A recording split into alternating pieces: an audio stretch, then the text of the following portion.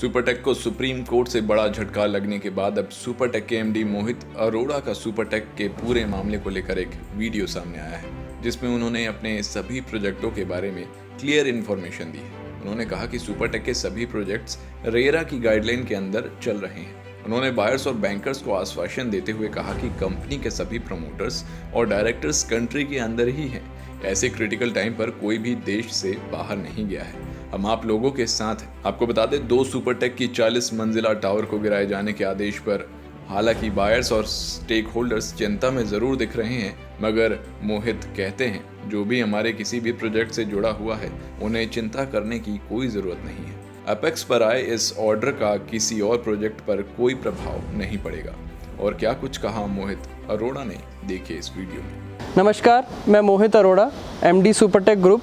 इस वीडियो के माध्यम से अपने सारे home buyers, investors, bankers, vendors और सभी सुपरटेक ग्रुप से जुड़े स्टेक होल्डर्स तक एक मैसेज, एक क्लैरिटी पहुंचाना चाहता हूं। आप सभी लोगों ने पिछले दिनों मीडिया के अंदर न्यूज़पेपर्स में एपेक्स यानी रिलेटेड खबरें पढ़ी होंगी और उस माध्यम से कुछ इन्फॉर्मेशन आप लोगों तक पहुंची है। उसको आज हम क्लैरिफाई करना चाहेंगे और अपना ऑफिशियल पक्ष रखना चाहते हैं। पहले इस पूरे एपेक्स यानी मैटर को समझने से पहले हम 2 बातें बड़ी क्लियर करना चाहते हैं। पहले तो एपेक्स यानी एक अलग प्रोजेक्ट है सुपरटेक ग्रुप का, जो कि करीब 10 साल पुराना प्रोजेक्ट है। इस प्रोजेक्ट का रिलेशन किसी ग्रुप के किसी दूसरे प्रोजेक्ट से रिलेशन नहीं है। दूसरे प्रोजेक्ट की कंस्ट्रक्शन, दूसरे प्रोजेक्ट के ऑपरेशंस एपेक्स यानी के इस ऑनेबल सुप्रीम कोर्ट के डिसीजन से अफेक्ट नहीं होंगे। सभी और प्रोजेक्ट्स रेरा की गाइडलाइन के अंदर चल रहे हैं, रेरा के फाइनेंशियल अकाउंट से कंट्रोल हो रहे हैं और उनमें आने वाला पैसा, उनमें आने वाला इनफ्लो उन सभी प्रोजेक्ट्स के कंस्ट्रक्शन में और उनकी अदर कॉस्ट में इस्तेमाल किया जा रहा है और किया जाता रहेगा।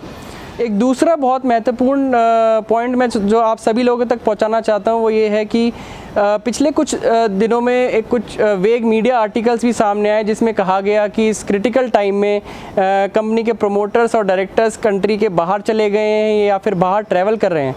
मैं आप सभी लोगों को अश्योर करना चाहता हूं कि इस क्रिटिकल टाइम के अंदर कंपनी के सभी डायरेक्टर्स और promoters, my self including my family, हम सभी लोग यहाँ पर हैं, अपने ऑफिसेज़ में अपनी जिम्मेदारियों को निभा रहे हैं, प्रोजेक्ट्स के डे टू डे ऑपरेशंस का ध्यान रख रहे हैं और मेक श्योर कर रहे हैं कि किसी भी किसी और प्रोजेक्ट में किसी भी तरह की और कोई भी प्रॉब्लम ना आए और डे टू डे ऑपरेशंस सही चलते रहें। हम आप लोगों के साथ हैं, अपनी रिस्पॉन्सिबिलिटी के साथ हैं, अपने कस्टमर्स के साथ हैं, हम सरकार के साथ हैं और हम इसके साथ साथ ऑनेबल सुप्रीम कोर्ट के सभी निर्देशों का पालन भी कर रहे हैं। तो मैं ये एश्योरिटी आप सभी लोगों को देना चाहता हूँ कि हम लोग कंट्री में हैं और कहीं भी नहीं ट्रैवल कर रहे हैं। अब समझ लेते हैं जो एपेक्स और सियाने के बारे में ऑनेबल सुप्रीम कोर्ट ने जो डिसीजन दिया है वो क्या है।